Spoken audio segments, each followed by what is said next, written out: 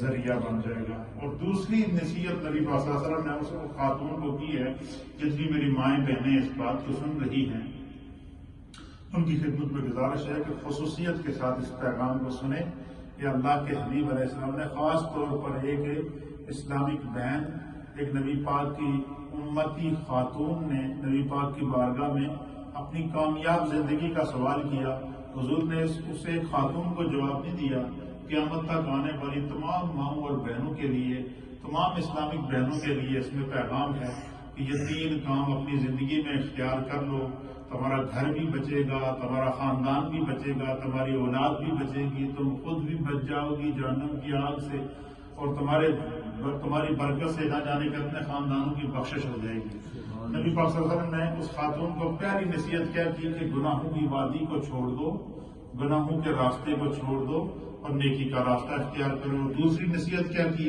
حضور علیہ السلام نے فرمایا وَحَافِظِي عَلَى الْفَرَائِضِ، حضور نے فرمایا کہ جو اللہ تعالیٰ نے دن رات میں تم پر نمازیں فرض کی ہیں، یا خدا نے جو تمہارے ذمہ فرائض لگائے ہیں، اس سے مراد صرف نمازیں ہی، ہر وہ چیز جو تمہارے اوپر فرض ہے، مطلب بندہ صاحب استطاعت ہو گیا تو اس پر زکوٰۃ فرض ہے، بندہ صاحب استطاعت ہو گیا تو اس پر حج فرض ہے، اسی طریقے سے بندہ صاحب استطاعت ہو گیا تو وہ صدقات کرتا ہے، خیرات کرتا ہے، نیک کام کرتا ہے، پھر جو ہے وہ اپنے مال سے زکوٰۃ نکالتا ہے۔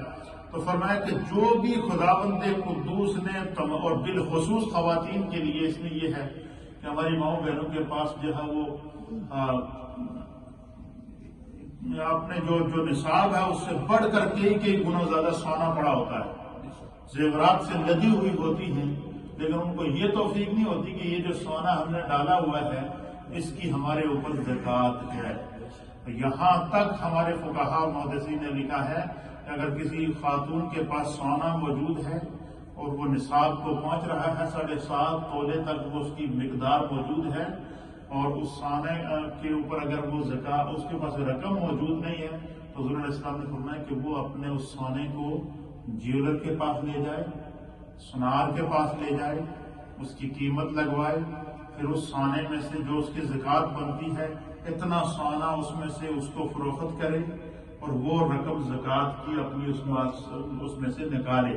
اللہ کے حبیب علیہ السلام نے فرمایا کہ اے مجھ سے سوال کرنے والی خاتون، اگر تو چاہتی ہے کہ تو دنیا میں کامیاب ہو کہ وَحَافِظِي عَلَى الْفَرَائِضِ، حضور نے فرمایا کہ جو خدا نے تیرے ذمہ فرض لگائے ہیں ان فرضوں کی حفاظت کر۔ 5 وقت کی خدا نے نماز تم پر فرض کی ہے، تم اس کی کیا کرو؟ حفاظت کرو۔ خدا نے اگر تمہیں مال دیا ہے تو تم اس میں سے زکوٰۃ کرو، ادا کرو، کیونکہ وہ تم پر فرض ہے، اس فرض کی حفاظت کرو، خدا تمہارے مال کی حفاظت کرے گا۔ تم نماز کی حفاظت کرو گے، خدا تمہارے جسم کی حفاظت کرے گا، اللہ تمہاری روح کی حفاظت کرے گا، خدا تمہارے دماغ کی حفاظت کرے گا، اللہ تمہارے تصور اور تخیل کی حفاظت کرے گا، خداوند قدوس تمہاری ہر وہ کام جس کو ہر وہ کام انسان کے جسم کا جو اس کو اگر گناہ کی طرف لے جاتا ہے تو اللہ نماز کی برکت سے اس کو روک دے گا۔ کیوں؟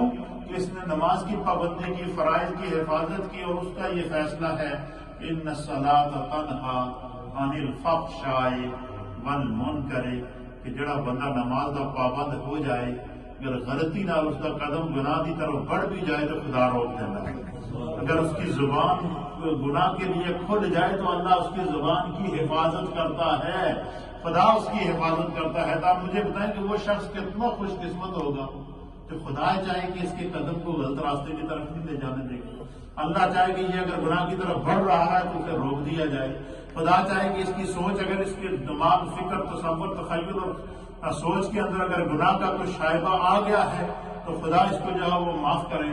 تو اللہ کے حبیب علیہ السلام نے فرمایا کہ جو ہے وہ حافظی علی الفرائض، تمہارے ذمہ جو خدا نے فرض لگائے ہیں تم ان کی حفاظت کرو، خدا تمہاری حفاظت کرے۔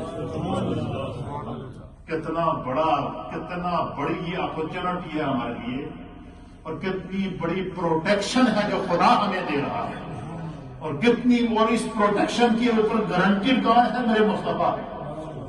گارنٹی کون دے رہا ہے؟ مصطفیٰ دے رہے ہیں. اور پروٹیکشن کون دے گا؟ خدا دے گا. اللہ کے حبیب نے فرمایا کہ تم صرف 3 کاموں کی عادت بنا لو. پہلا کے اندر نیکی دے راستے تے آ جاؤ، برائی کا راستہ چھوڑ دو. فرمایا تم برائی کا راستہ چھوڑ دو گے تو خدا بندے قدوس تمہاری حفاظت کرے گا. اللہ تمہاری نیکیوں کی حفاظت کرے گا. خدا تمہاری نیکیوں کو ضائع نہیں ہونے دے گا. اور دوسری وصیت کیا؟ حضور علیہ الصلوۃ والسلام نے فرمایا کہ وحافظی علی الفرائض.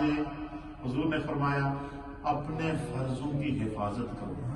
اور اس کا فائدہ کیا ہوگا؟ نبی پاک صلی اللہ علیہ وسلم نے ان خاتون کو مخاطب کر کے فرمایا جب تو نماز اپنے فرائض کی حفاظت کرے گی جو خدا نے تیرے ذمہ فرائض لگائے ہیں، فَإِنَّهَا أَفْضَلُ الْجِهَادِ. اپنے فرائض کی حفاظت کرنا سب تو بہترین جہاد ہے. کتنا بڑا منصب ہے.